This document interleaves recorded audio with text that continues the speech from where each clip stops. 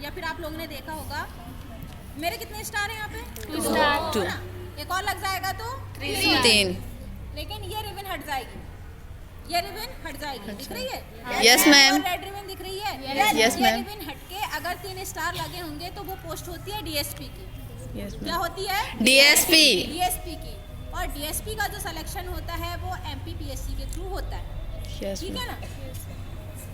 MPPSC के through DSP का selection होता है, तहसीलदार ना एसडीएम उसका होता है, डिप्टी कलेक्टर का, नायब तहसीलदार का, बाकी अलग अलग डिपार्टमेंट में और लोगों का होता है। ठीक है ना?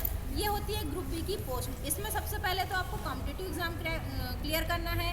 कॉम्पिटिटिव हो जाएगा, उसके बाद मेंस करना है। मेंस में क्या होता है? मेंस रिटर्न होता है। ठीक है?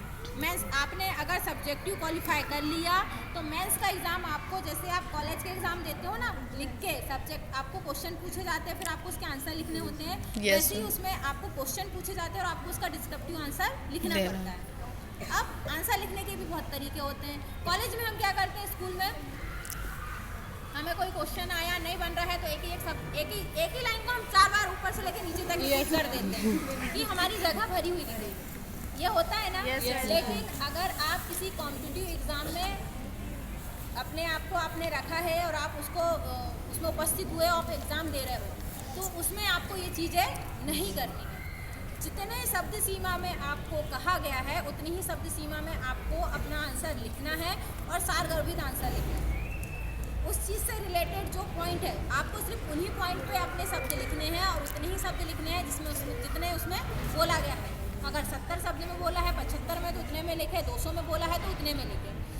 और कभी भी हो, आप अभी कॉलेज के भी एग्ज़ाम देते हो ना, तो जो भी आपको एग्ज़ाम में क्वेश्चन पूछे जाते हैं उसको चार्ट के थ्रू एक्सप्लेन करने की आदत डालो। चार्ट मतलब या तो आप एक डायग्राम ऐसा बना लो, ट्री शेप में बना लो, या फिर एक सर्कल में बना लो।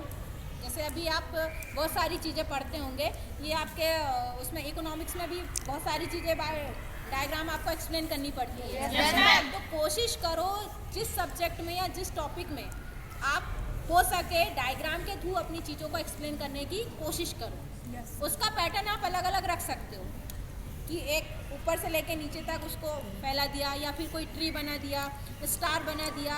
जिस भी प्रकार का पैटर्न आपको लगे या उस सब्जेक्ट उस टॉपिक पे सूटेबल हो वैसा आप कर सकते हो।